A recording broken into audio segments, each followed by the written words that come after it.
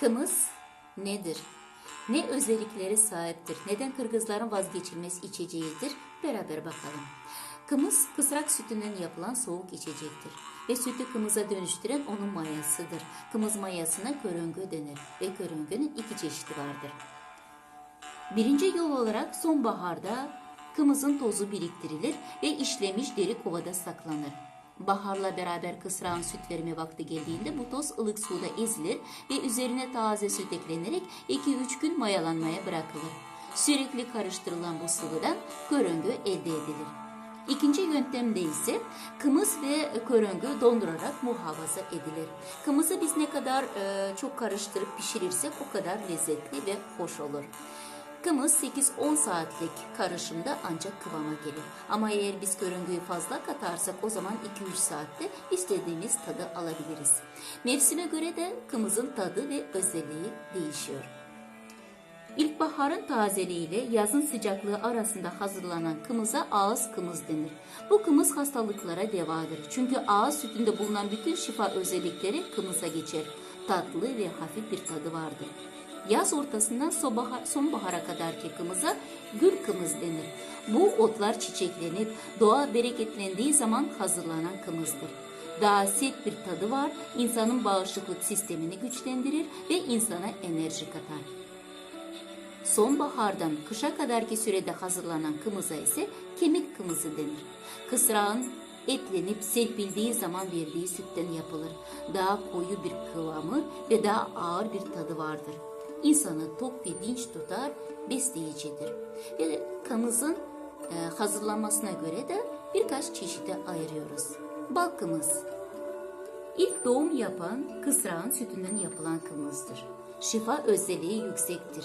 Sağmal kımız, mayalanmayan kımızdır. Tunma kımız, en sert olan kımızdır. Bal, kuru üzüm ekleyerek 3-5 gün bekletince içki kıvamına gelir, insanı sarhoş eder.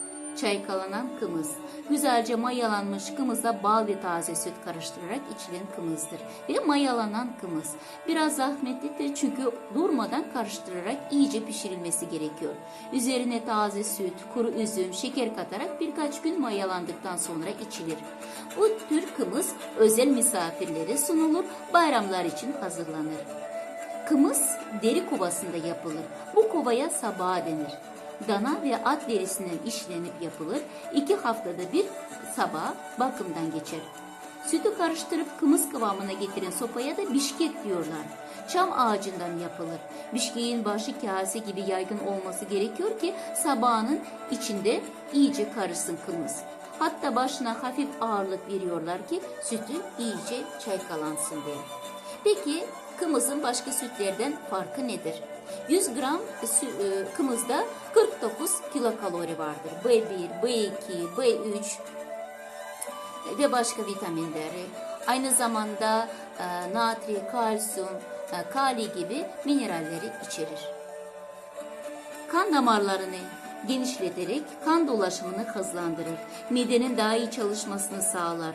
Nefes borusunun rahatlamasına, sinir sistemin çalışmasına, karaciğerin temizlenmesine vesile olur.